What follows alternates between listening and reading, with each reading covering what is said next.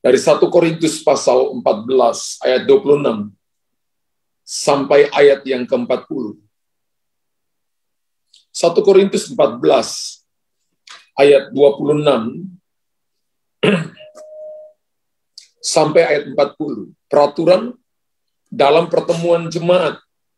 Jadi bagaimana sekarang saudara-saudara? Bila mana kamu berkumpul, hendaklah tiap-tiap orang mempersembahkan sesuatu, yang seorang mazmur, yang lain pengajaran, atau pernyataan Allah, atau karunia bahasa roh, atau karunia untuk menafsirkan bahasa roh. Tapi semuanya itu harus dipergunakan untuk membangun. Jika ada yang berkata-kata dengan bahasa roh, biarlah 2 atau sebanyak-banyaknya 3 orang. Seorang harus demi seorang. Dan harus ada seorang lain untuk menafsirkannya. Jika tidak ada orang yang dapat menafsirkannya, hendaknya mereka berdiam di dalam pertemuan jemaat dan hanya boleh berkata-kata kepada dirinya sendiri dan kepada Allah. Tentang nabi-nabi, baiklah 2 atau 3 orang di antaranya berkata-kata, dan yang lain menanggapi apa yang mereka katakan. Tapi jika seorang yang lain duduk di situ mendapat pernyataan, maka yang pertama itu harus berdiam diri.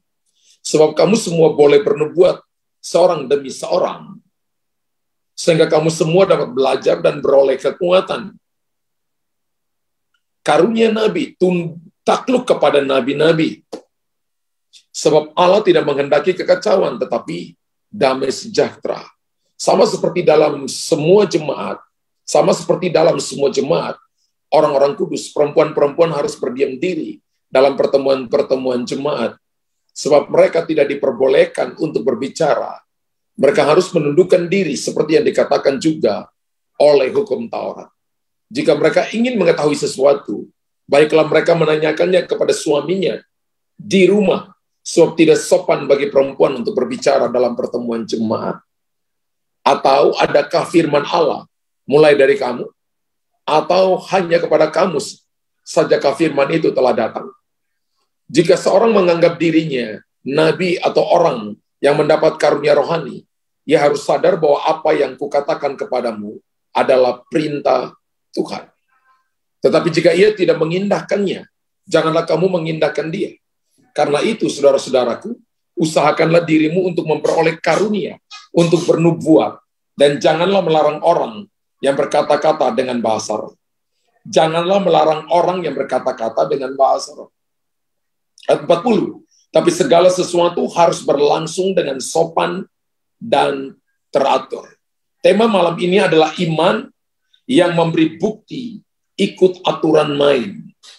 Iman yang memberi bukti ikut aturan main. Wow. Bapak Ibu perhatikan baik-baik bahwa segala sesuatu dalam hidup ini yang kita jalani ini ada aturan mainnya. Betul? Benar? Ada aturan. Keluarga masing-masing ada aturan. Tempat pekerjaan ada aturan. Benar? Bapak Ibu keluar di jalanan dengan kendaraan ada aturan. Kita menjalankan seluruh sistem pemerintahan ada aturan. Gereja ada sistem kerajaan yang diatur. Sistem kerajaan Allah mengatur semuanya. Dan jika kita tidak mengikuti segala peraturan yang ditetapkan, maka akan timbul masalah. Dan ketika pelanggaran terjadi, maka penegak hukum akan mengambil keputusan-keputusan penting bagi mereka yang melanggar hukum itu.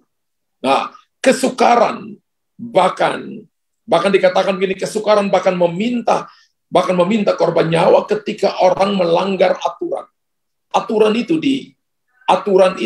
main itu dibuat supaya kita tidak membawa masalah atau kesukaran kepada orang lain. Kalau seseorang kerja dan tidak mengikuti aturan, maka dia akan merusak tatanan yang ada di satu tempat pekerjaan. Dia akan merusak sebuah sistem yang dibangun di suatu tempat pekerjaan. Dia bukannya datang menolong, tapi dia datang untuk merusaknya. Dan tuh Alkitab tadi katakan bahwa orang ini jangan dianggap. Karena kalau kita lihat ada orang yang tidak mengikuti aturan main, maka orang itu bukan berasal daripada Tuhan. Tuhan bisa memakai orang, Tuhan juga bisa memakai orang. Bapak Ibu, dalam bacaan 1 Korintus pasal 14, Rasul Paulus memberikan peraturan perihal karunia roh yang baru, ya karunia roh yang harus ditaati. Ya, oleh orang beriman pada saat ini. Kenapa? Sebab tanda bahwa mereka orang beriman, maka mereka harus taat pada aturan main yang berlaku. Bapak Ibu tulis di kolom komentar, tanda bahwa saya beriman, maka saya harus ikut aturan main yang berlaku. Dan Rasul Paulus menulis dalam 1 Korintus pasal 14, ayat 26 sampai ayat 40, tentang bagaimana aturan main bagi mereka yang beriman, atau iman yang memberi bukti, dikatakan begini, ikut aturan main. Yang pertama kita belajar bahwa iman Kristen itu ada aturan mainnya.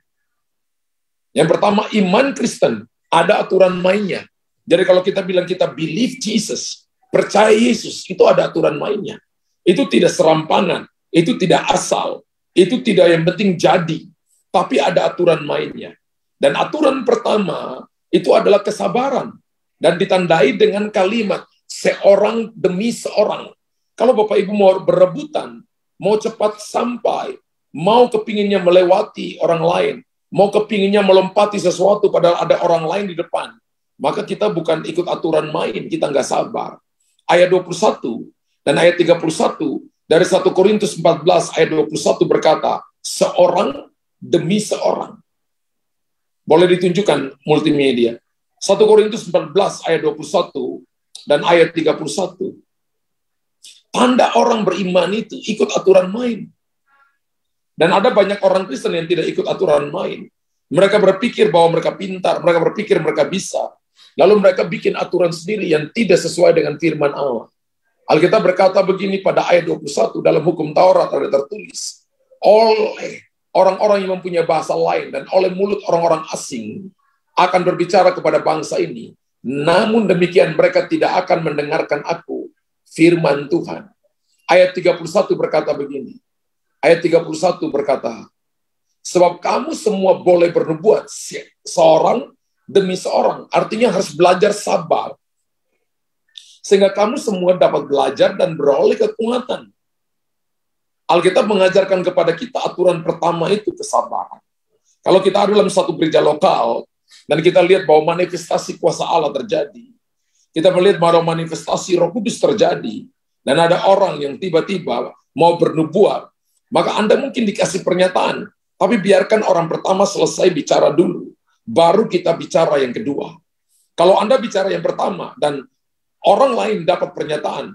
Maka orang lain yang dapat pernyataan harus bersabar dulu menunggu orang yang pertama bicara. Kenapa? Karena karunia Nabi tunduk kepada Nabi-Nabi. Karunia gembala tunduk kepada gembala, karunia rasul tunduk kepada rasul-rasul. Karena Tuhan menghendaki keteraturan, Tuhan menghendaki kedamaian. Amin. Aturan kedua, iman Kristen itu ada aturan mainnya adalah penguasaan diri. Ditandai dengan kalimat berdiam diri. Berdiam diri adalah spirit of control. Ada banyak orang yang tidak mau berdiam diri, saudara. Ada banyak orang yang maunya ngomel, maunya bicara, maunya mengungkapkan pendapat. Padahal mungkin waktunya itu waktunya bukan untuk dia bicara. Kalau kita ketemu dengan seseorang yang bicara, maka saudara dan saya belajar diam. Kalau dia menyalahkan saudara, jangan membantah dulu. Kalau sampai itu benar, Anda bisa mengoreksi diri. Tapi kalau sampai itu salah, orang yang ada di situ bisa menilai apakah orang ini bicara bohong atau bicara benar. Jadi orang yang menguasai diri, dia jadi pemenang kehidupan. Dia akan menjadi orang yang bisa menjaga seluruh hidupnya, akan baik-baik saja. Menjaga bisnis, pekerjaan, pelayanannya akan baik-baik saja. Penguasaan diri itu seperti rem, saudara. Pada kendaraan, pada mobil, pada kendaraan motor yang Anda pakai, ketika Anda turun dalam sebuah tanjakan yang curam, dan ketika Anda tidak punya rem yang bagus atau rem mublong, maka itu akan membahayakan nyawamu dan kendaraan yang Anda pakai. Tapi kalau remnya itu pakem, maka kendaraan Anda akan baik-baik saja. Penguasaan diri akan menjaga kita, sehingga saudara dan saya akan ada di dalam yang namanya ritme aturan main, namanya dalam iman, dalam kita mengikuti Kristus. Amin. Jadi yang pertama adalah kesabaran. Yang kedua yang saya pelajari adalah yang namanya penguasaan diri. Wow. Dan aturan yang ketiga, ayat 32 dan ayat yang ke-34. Dari 1 Korintus pasal 14, ayat 32 sampai ayat 34, yaitu menundukkan diri Ya, tadi penguasaan diri, ini menundukkan diri. Ya. Dia harus punya penundukan diri. Karunia nabi takluk kepada nabi-nabi. Dan ayat 34 berkata begini. Ayat 34 dari 1 Korintus 14 ayat 34. Sama seperti dalam semua jemaat orang-orang kudus, perempuan-perempuan harus berdiam diri dalam pertemuan-pertemuan jemaat, sebab mereka tidak diperbolehkan untuk berbicara. Mereka harus menundukkan diri seperti yang dikatakan juga oleh hukum Taurat. Alkitab katakan bicara tentang penundukan diri. Ini aturan main. Aturan main adalah kalau Bapak, Ibu, dan saya bukan dikasih kesempatan berbicara, jangan berbicara. Kalau orang lain berbicara, belajar untuk mendengar. Kalau ada arahan, maka kita belajar untuk mengikutinya. Dan saya lihat hari-hari ini sebuah fenomena yang sedang terjadi. Bahwa orang itu sulit sekali untuk mengikuti arahan, terutama arahan daripada Roh Kudus, arahan firman Tuhan. Mereka hanya mencari hal-hal yang mereka anggap itu menyenangkan mereka. Bapak Ibu jangan menggenapi 2 Timotius pasal yang ketiga, bahwa mereka hanya datang mencari pengajaran yang menyenangkan telinga. Mereka hanya mencari guru-guru yang menyenangkan mereka, tapi mereka tidak duduk mengejar firman Allah yang memberikan kepada mereka kekuatan dan kehidupan, sehingga mereka punya yang namanya penundukan diri. Penundukan diri ini adalah submission. Ya, submission adalah Bapak Ibu tunduk kepada seseorang. Sekalipun mungkin Anda lebih tahu dari orang itu, Anda lebih pintar dari orang itu. Tapi kalau orang itu jadi pemimpin bagi saudara, maka Alkitab katakan aturan mainnya adalah menundukkan diri. Amin. Kalau Bapak Ibu dapat ada orang yang tidak menundukkan diri di tempat kerjaan, di tempat usaha, dalam pelayanan, maka yang pertama adalah saudara dan saya panggil 4 mata, bicara pribadi. Kalau nggak mau dengar, panggil saksi bahwa orang ini tidak mau penundukan diri. Dan yang ketiga, Alkitab ajarkan, anggap orang itu tidak mengenal Tuhan secara pribadi. Orang itu adalah orang bebal dan orang yang tidak mau tunduk kepada pemimpin dan kepada firman Allah. Aturan yang keempat adalah berlaku sopan. Ayat 35 dan ayat 40 dari 1 Korintus pasal 14, ayat 35 dan ayat 40. Alkitab mengajarkan kepada kita, jika mereka ingin mengetahui sesuatu, baiklah mereka menanyakannya kepada suaminya di rumah, sebab tidak sopan bagi perempuan untuk berbicara dalam pertemuan jemaat. Dikatakan berlaku sopan. Ya. Ayat 40, kita lihat ayat 40. Aturan keempat adalah berlaku sopan. Ayat 40 kita lihat. Tetapi segala sesuatu harus berlangsung dengan sopan dan teratur. Bapak Ibu, untuk Bapak Ibu mempraktekkan karunia harus sopan. Bapak Ibu harus melayani laki dengan laki, perempuan dengan perempuan. Kalau kita jadi catcher, kita nggak boleh di belakang perempuan yang bukan istri kita. Kita nggak boleh di belakang suami yang bukan suami kita. Laki jaga laki, perempuan jaga perempuan. Kita harus sabar, kita harus penguasaan diri, kita harus punya submission, dan kita harus berlaku sopan. Sopan itu bicaranya harus juga sopan santun. Belajar menghormati pemimpin yang Tuhan taruh di atas kita. Belajar menghormati rekan-rekan pelayanan, rekan-rekan pekerja, rekan-rekan bisnis. Belajar menghormati suami, berlaku sopan. Ya, berlaku sopan itu adalah aturan main. Karena karunia Tuhan berikan kepada saudara untuk Bapak Ibu membangun orang lain, untuk kita menjadi berkat bagi orang lain. Aturan kelima adalah saling mengindahkan satu dengan yang lain. Kita bisa lihat ayat 38. Saling mengindahkan satu dengan yang lain. Ini aturan kelima, saling mengindahkan. Tetapi jika ia tidak mengindahkannya, jangan kamu mengindahkannya. Ini aturan kelima. Kalau Bapak Ibu sudah sabar, Bapak Ibu sudah belajar penguasaan diri, penundukan diri, berlaku sopan, tapi orang tidak mengindahkan saudara, Alkitab ajarkan jangan indahkan dia. Jangan lagi orang ini dipakai. Amin. Berarti dia masuk dalam sebuah disiplin tingkat tinggi. Kalau orang sudah diingatkan terus-menerus, maka Alkitab katakan barang siapa kukasihi ku tegur. Tidak mau tegur, dihajar. Didikan paling tinggi itu adalah didiamkan. Tidak mengindahkan orang itu. Ya. Dan Alkitab katakan ini aturan main sesuai dengan firman Allah. Dan kita harus mempraktekkan ini. Amin. Ketika Bapak Ibu mempraktekkan ini, kita akan melihat kehidupan kita akan menjadi lebih baik. Dan aturan yang keenam, iman Kristen itu ada aturan mainnya. Aturan yang keenam adalah tidak meremehkan orang lain. Jangan pernah meremehkan siapapun. Amin. Ketika Bapak Ibu lihat bahwa orang itu tidak tahu apa-apa, belum mengerti apa-apa, jangan remehkan dia. Tanggung jawab kita adalah menolong orang itu. Bisa tunjukkan ayat 39? Dari 1 Korintus 14 ayat 39. Haleluya. Dikatakan begini, karena itu saudara-saudaraku, usahakanlah dirimu untuk memperoleh karunia, untuk bernubuat, dan janganlah melarang orang yang berkata-kata dengan bahasa roh.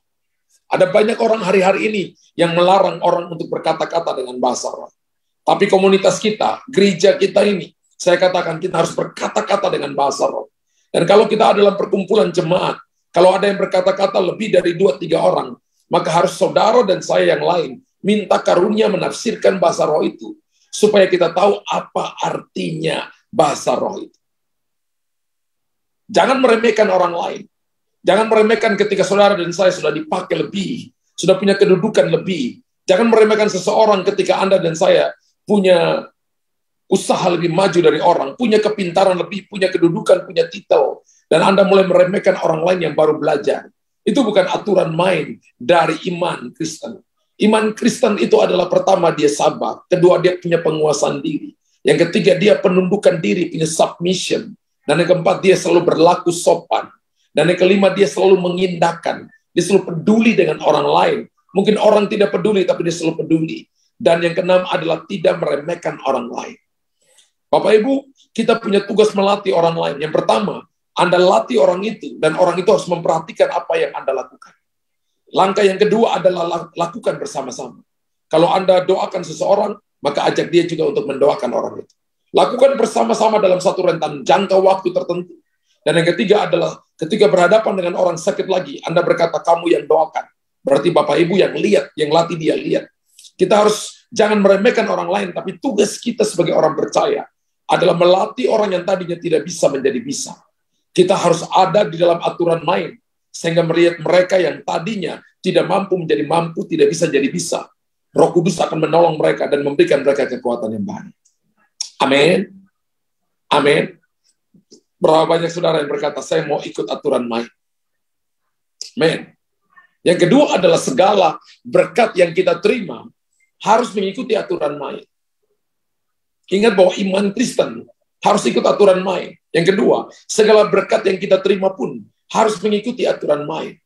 Berkat yang pertama-tama itu adalah pertumbuhan rohani. Harus ikut aturan main. Ayat 26 kita lihat.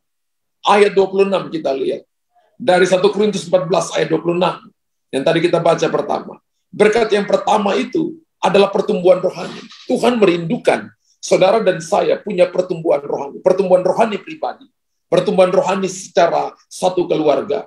Pertumbuhan rohani komunitas, termasuk gereja yang Bapak, Ibu, dan saya ada di sini. Tuhan mau kita bertumbuh. Jadi bagaimana sekarang saudara-saudara? Bila mana kamu berkumpul, hendaklah tiap-tiap orang mempersembahkan sesuatu. Yang seorang mazmur, yang lain pengajaran, atau pernyataan Allah, atau karunia bahasa roh, atau karunia untuk menafsirkan bahasa roh. Tapi semuanya itu harus dipergunakan untuk membangun. Rasul Paulus kepada jemaat di Korintus dia berkata begini, bahwa segala berkat yang kita terima harus mengikuti aturan main. Dan berkat pertama itu adalah, berkat pertama itu bukan banyak uang. Berkat pertama itu bukan prestasi. Berkat yang pertama adalah pertumbuhan rohani. Dan Tuhan mau Bapak, Ibu, Saudara, dan saya bertumbuh secara rohani. Tuhan mau Bapak-Bapak, Ibu punya mazmur, punya pujian, punya karunia, terima karunia bahasa roh. Tuhan mau Bapak Ibu mengajar orang lain. Ada karunia menafsirkan bahasa roh, karunia mendoakan orang sakit, karunia untuk bernubuat, karunia marifat, karunia pengajaran. Bapak Ibu dan saya punya karunia untuk mendoakan orang-orang yang terikat kuasa kegelapan, supaya mereka mengalami pemulihan, kelepasan, dan mengalami Tuhan secara pribadi. Harus pakai semua karunia untuk membangun. 1 Korintus 12, 1 Korintus 14. Menulis ada 9 karunia utama dan 33 karunia motivasi. Menurut Galatia pasal yang ke-5 ayat 19, ayat 20 dan 21 dikatakan bahwa kasih itu sabar, murah hati, itu kebaikan dan sebagainya. Ya, buah roh itu kasih, sukacita, dan sejahtera, kesabaran. Ada 9 buah roh. Gambaran tentang 9 karunia utama. Dan Tuhan mau ada pertumbuhan rohani. Amin. Dalam bahasa Yunani itu pertumbuhan rohani itu ada 5. Pertama adalah nepios. Nepios itu bayi dari 0 sampai 5 tahun, itu nepios. Di atas nepios itu ada namanya teknon, umur 6 sampai 12 tahun. Di atas teknon itu ada paidion, umur 13 sampai umur 19 tahun. Paidion. Dan di atas paidion itu ada huios, umur 20 tahun sampai umur kurang lebih 50 tahun lebih. Ya. 55 tahun, itu disebut dengan huios. Kemudian di atas huios adalah pater, 56 tahun ke atas. Ada 5 tingkatan, mulai dari nepios, mulai dari teknon, mulai dari paidion, huios, dan pater. Pater kemudian kita dapat kata bahasa Inggris father atau bapa. Pertumbuhan rohani sangat Tuhan inginkan. Jadi kalau misalnya kita satu keluarga 5-6 orang, maka mulailah bentuk, mulai jangkau orang-orang yang belum diselamatkan, bawa ke komunitas kita, bawa ke gereja, dan mereka bertumbuh di situ, mereka dibaptis, mereka diajar, dan mereka diselamatkan. Bapak Ibu yang sudah alami Tuhan secara pribadi di komunitas ini, mulai ajak mereka yang belum diselamatkan, yang belum bertumbuh, ajak mereka ke tempat ini, supaya mereka mengalami Tuhan secara pribadi. Pertumbuhan rohani harus nomor 1. Amin. Berkat yang kedua adalah kekuatan iman. Jadi berkat yang pertama dalam aturan main kepada orang yang percaya kepada Tuhan itu adalah, berkat pertama itu adalah pertumbuhan rohani. Berkat yang kedua adalah kekuatan iman. Ayat 31 dari 1 Korintus 14 ayat 31 berkata begini. Berkata, sebab kamu semua boleh bernubuat, seorang demi seorang, sehingga kamu semua dapat belajar dan beroleh kekuatan. Kekuatan apa di sini? Kekuatan iman. Kita semua boleh belajar. Kita semua boleh bernubuat, seorang demi seorang. Ada karunia namanya karunia bernubuat. Dan Bapak Ibu bisa latih. Ya, ada kelas kita pernah, Bapak Ibu bisa ikut kelas saltnya kita. Bapak Ibu dilatih di sana bagaimana bernubuat. Bapak Ibu di sana bagaimana menyampaikan pernyataan Tuhan kepada seseorang. Dan Bapak Ibu, kita berkata ketika kita lakukan itu, kamu semua dapat belajar dan dapat beroleh kekuatan. Kekuatan di sini adalah kekuatan iman. Kalau Bapak Ibu tidak pernah doakan orang lain, Bapak Ibu selalu datang supaya saya, untuk saya. Kapan berdoa untuk saya, kapan bernubuat untuk saya, berkat untuk saya. Bapak Ibu akan jadi lemah, Bapak Ibu akan stres. Tapi ketika Bapak Ibu terima sesuatu, Bapak Ibu share dengan orang lain, Bapak Ibu akan jadi pintar, dan Bapak Ibu lama-lama peroleh kekuatan untuk menolong begitu banyak orang. Haleluya. Amin. Nah, saya dulu pelatih taekwondo, saudara. Saya ingat ketika anak-anak murid yang baru masuk, 1-2 bulan, dan saya mulai pertama kali melatih, awalnya agak kagok, tapi lama-lama jadi pintar. Kita bisa lihat kuda-kuda yang salah, dari cara mereka berdiri, lama-lama kita bisa lihat bahwa orang ini datang apakah dia punya kemampuan atau tidak, dia punya bakat atau tidak, bisa dilihat, saudara. Dan ketika dilatih mungkin dalam 3 bulan sampai 4 bulan, 5 bulan, 6 bulan, mungkin kita belum melihat hasil yang signifikan, tapi setelah 1 tahun lebih, ketika dilatih terus, maka dia beroleh kekuatan. Sama dengan hal-hal rohani, ketika 1-2 bulan mungkin belum melihat hasilnya, 6 bulan belum melihat hasilnya, 1 tahun kita mungkin belum melihat hasil yang signifikan, tapi 2 tahun dia mulai berbuah, 3 tahun dia mulai berbuah lebat, dan 4 tahun dia mulai memuridkan orang lain, dan dia jadi berkat bagi banyak orang. Kekuatannya adalah kekuatan iman. Dan banyak kali orang Kristen tidak punya kekuatan iman, sehingga mereka mudah kalah dan mudah putus asa. Tapi saya percaya kita yang ada di sini adalah orang yang punya kekuatan iman, yang mau melatih diri kita, dan melatih orang lain.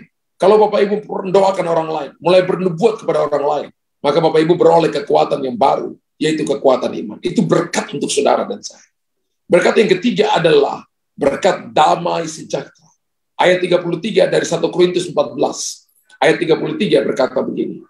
Ada berkat namanya berkat damai sejahtera. Berkat yang pertama adalah berkat pertumbuhan rohani. Berkat yang kedua adalah kekuatan iman. Itu berkat. Berkat yang ketiga adalah damai sejahtera. Sebab Allah tidak menghendaki kekacauan, tetapi damai sejahtera. Damai sejahtera itu adalah berkat, saudara. Wow. Damai sejahtera itu adalah berkat. Bahasa Yunani dipakai 2 kata. Damai sejahtera itu dipakai kata brabio. Brabio itu wasit. Wasit menentukan sebuah pertandingan berjalan dengan baik atau tidak berjalan dengan baik. Kalau wasit yang baik itu ketika ada pelanggaran, maka ada sempritan. Ketika bola keluar dari garis lapangan, maka ada juga sempritan. Ketika Anda mengambil keputusan yang salah, hati nggak damai ya. Sebenarnya Anda dipimpin oleh berkat rohani yang luar biasa, namanya damai sejahtera. Tuhan berikan Anda tidak damai supaya Anda jangan putuskan untuk mengambil keputusan itu. Amin. Dan arti kedua dari damai sejahtera adalah frureu. Frureu itu seperti satu garnisun tentara menjaga saudara. Bukan cuma 1-2 orang tentara. Tapi kurang lebih satu garnisun itu adalah seperti kurang lebih 1-2 batalion yang jaga saudara. 2.000 tentara jaga saudara. Wow, banyak sekali. Keamanan ada pada saudara. Itu berkat saudara. Orang boleh punya uang banyak, tapi bisa dicuri juga. Tapi kalau Bapak, Ibu, dan saya dapat berkat ketiga, berkat damai sejahtera, itu perlindungan Tuhan, arahan Tuhan. Kita nggak mudah ditipu oleh orang lain. Anda ketemu seseorang, langsung Tuhan kasih damai di hati saudara. Orang ini cocok dengan Anda. Ada kalanya Anda ketemu seseorang dari wajahnya mungkin cantik, dari wajahnya mungkin ganteng, kelihatan penampilannya nices, tapi hati saudara kok nggak damai ya. Jangan terima. Itu adalah tanda Tuhan memberikan tanda kepada saudara bahwa Anda dan saya punya berkat untuk memilih apakah orang ini atau menolak seseorang. Wow. Segala berkat yang kita terima harus mengikuti aturan main. Aturan main pertama, bertumbuh rohani. Kalau Bapak Ibu diberkati, harus bertumbuh secara rohani. Kalau Bapak Ibu dipakai oleh Tuhan, dipromosi, harus bertumbuh secara rohani. Harus semakin lebih dekat dengan Tuhan. Harus punya kekuatan iman. Ketika adalah masalah, adalah persoalan, harus punya kekuatan iman. Dan harus dituntun oleh damai sejahtera. Dunia juga bisa memberikan damai sejahtera. Yohanes pasal yang ke-14 ayat 27. Yesus berkata, damai sejahtera yang kuberikan tidak sama seperti damai sejahtera yang dunia berikan kepada kamu. Dunia juga bisa berikan damai sejahtera. Damai sejahtera dunia berdasarkan tentang kedudukan, harta, kekayaan, apa yang Anda miliki. Semakin banyak saldo di bank, Anda punya damai sejahtera. Tapi ketika saldonya turun, Anda nggak damai. Itu bukan damai yang Tuhan maksudkan. Damai sejahtera Tuhan itu tidak terpengaruh oleh situasi dan keadaan. Damai sejahtera Tuhan itu dipengaruhi oleh iman percayamu kepada Tuhan. Amen. Dari waktu Bapak Ibu percaya kepada Tuhan, maka iman yang memberi bukti itu ikut aturan main. Dan aturan main itu bisa terjadi dalam setiap berkat yang Bapak Ibu terima.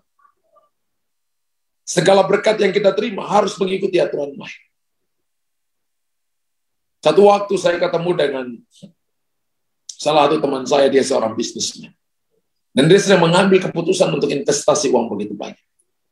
Dan dia katakan gini, pastor, saya sebenarnya juga takut untuk investasi ini. Tapi beberapa teman-teman berkata, ini adalah tempat yang tepat untuk engkau investasi. Engkau akan lihat dalam 3-5 tahun ke depan, engkau akan beroleh lompatan yang luar biasa. Lalu saya katakan, apa yang kamu lakukan? Dia katakan, saya ambil waktu dalam doa dan berpuasa. Saya cari Tuhan sungguh-sungguh. Saya tanya, kenapa kamu lakukan itu? Dia katakan, ini bisnis yang saya bangun ini, saya bangun sendiri. Dan saya tidak mau, ketika saya bangun dan Tuhan tolong saya tidak mau, karena saya ingin jadi besar dengan cepat, saya tidak mau jalan potong kompas, tapi saya mau ikut dalam tuntunan Tuhan. Kemudian apa yang dia lakukan? Ketika dia berdoa, dia ambil 2 puasa kurang lebih 7-14 hari. Dia ambil 2 puasa. Dan Roh Kudus berikan kepada dia hati yang penuh damai sejahtera. Dan Tuhan berkata, ini tempat yang tepat, tabur. Lalu dia ikut terlibat dalam pelayanan, ikut terlibat dalam bisnis itu. 5 tahun kemudian, bisnisnya semakin besar. Dan dia hari ini menjadi orang yang diberkati oleh Tuhan. Dan saya ketemu orang ini, orangnya masih tetap sama. Saya tanya, kamu masih berdoa puasa? Dia katakan, saya masih tetap doa puasa. Kenapa kamu masih lakukan? Karena saya tahu kalau tanpa Tuhan ikut campur tangan dalam bisnis saya masih orang yang kurang lebih 10-15 tahun yang lalu, saya masih orang yang nggak punya apa-apa. Tapi kalau hari ini saya punya apa-apa, punya sesuatu, semua karena Tuhan yang tolong saya. Wow, luar biasa. Saya tanya, kamu ambil keputusan karena apa? Karena damai di hati saya. Saya bisa tertipu. Tapi saya ambil keputusan karena damai yang Tuhan taruh di hati saya. Luar biasa. Dan hari ini saya lihat orang ini diberkati, dipimpin oleh Tuhan. Seluruh pekerjaannya dituntun oleh Tuhan dan dia jadi berkat bagi banyak orang. Berkat ketiga ini adalah berkat damai sejahtera. Bapak Ibu harus mempraktekannya. Dan berkat yang keempat adalah suatu alat kesaksian bagi dunia. Ini berkat yang harus Bapak Ibu dan saya terima sebagai aturan main. Segala berkat yang kita terima harus mengikuti aturan main. Berkat pertama pertumbuhan rohani. Berkat kedua adalah kekuatan iman. Berkat ketiga adalah damai sejahtera. Berkat keempat adalah suatu alat kesaksian bagi dunia. Ayat 40. Dan Bapak Ibu perhatikan ayat 40. Alkitab berkata, ketika Anda dipakai dengan karunia, dipakai dalam kekayaan, diberkati dalam kekayaan, pakai itu untuk bersaksi. Tetapi segala sesuatu harus berlangsung dengan sopan dan teratur. Suatu alat kesaksian bagi dunia. Pakai untuk memuliakan Tuhan. Bisa paralelkan ayat ini dengan 1 Tesalonika pasal 4. Boleh ditunjukkan 1 Tesalonika 4 ayat 11 dan ayat 12. 1 Tesalonika pasal 4 ayat 11 dan 12. Dan anggaplah sebagai suatu kehormatan untuk hidup tenang. Untuk mengurus persoalan-persoalan sendiri. Dan bekerja dengan tangan seperti yang telah kami pesankan kepadamu. Ayat 12 berkata begini. Sehingga kamu hidup sebagai orang-orang yang sopan di mata orang luar. Dan tidak bergantung pada mereka. Suatu alat kesaksian bagi dunia. Bahwa ketika kita percaya kepada Tuhan, ikut aturan main. Maka kita akan menjadi terang dan menjadi garam bagi dunia. Orang akan lihat bahwa kita tidak bergantung dengan orang lain. Orang akan lihat bahwa hidup kita bergantung kepada Tuhan. Kalaupun orang lain tolong kita, maka mereka adalah perpanjangan tangan Tuhan yang Tuhan gerakkan hati mereka. Berkali-kali ada orang bersaksi, Pak, ada kalanya saya nggak punya uang, tapi tiba-tiba seseorang datang dan berkata, Tuhan kau gerakan saya untuk kasih kamu uang ini. Saya tanya, kamu kenal orang itu? Ya saya ada kalanya kenal, tapi nggak dekat. Dan saya tuh pikir bahwa dia orang pelit, Pas. Tapi ke orang itu kok bisa datang dan kasih saya sejumlah uang. Dan saya tanya, waktu itu kamu butuh? Ya, saya butuh uang. Tapi, dan saya tidak mengira bahwa orang itu bisa tolong saya. Ternyata Tuhan bisa pakai orang itu nolong saya. Bapak Ibu perhatikan baik-baik ini. Ketika Anda bergantung sepenuhnya kepada Tuhan, maka menjadi sebuah alat kesaksian. Dan orang akan melihat bahwa Anda disertai oleh Tuhan. Ketika Yusuf di Mesir, Firaun melihat dia disertai oleh Tuhan. Ketika Daniel ada di Babel, ada di Media dan Persia, Raja Nebukadnezar, Raja Darius melihat bahwa Daniel disertai oleh Tuhan. Raja Nebukadnezar juga melihat bahwa Sadrak, Mesak, teman-temannya Daniel disertai oleh Tuhan. Kenapa? Mereka sangat percaya kepada Tuhan dan ikut aturan main. Maka mereka berkata kepada Raja, sekalipun Allah yang kami percaya tidak menolong kami, maka kami tidak akan menyembah patung yang Tuhan kudirikan. Mereka sangat percaya tentang aturan main dan mereka tidak mau melanggar aturan main. Mereka tetap damai sejahtera, sekalipun dilemparkan ke dalam dapur api. Mereka tetap bersyukur dan percaya dan Tuhan tolong mereka. Wow, Bapak Ibu perhatikan baik-baik. Hari ini iman yang memberi bukti ikut aturan main. Iman Kristen itu ada aturan main. Nah, saya sudah jelaskan kepada saudara. Aturan main pertama adalah kesabaran. Aturan main kedua penguasaan diri. Aturan main ketiga penundukan diri. Aturan main keempat adalah berlaku sopan. Dan aturan main kelima saling mengindahkan satu dengan yang lain. Dan aturan yang keenam, yaitu aturan yang keenam adalah iman Kristen itu adalah tidak meremehkan orang lain. Jangan pernah meremehkan orang lain. Poin yang kedua, segala berkat yang kita terima harus mengikuti aturan main.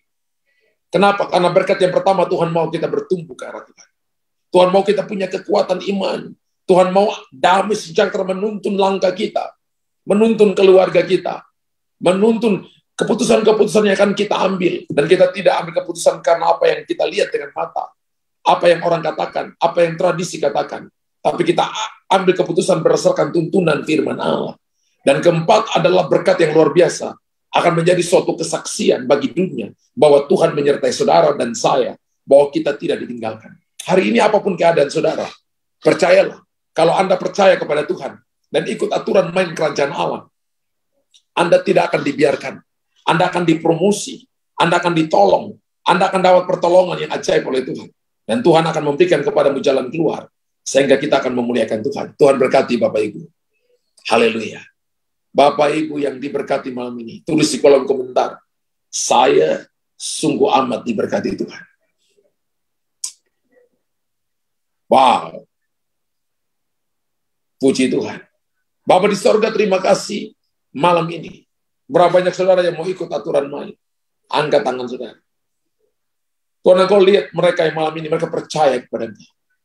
Dan kami selama ini mungkin tidak ikut aturan main. Sehingga membuat kerusakan di mana-mana. Perpecahan di mana-mana. Membuat sehingga terjadi adanya korban. Mungkin hari ini belum sampai korban nyawa. Tapi ada orang yang terluka di hatinya, terluka di jiwanya.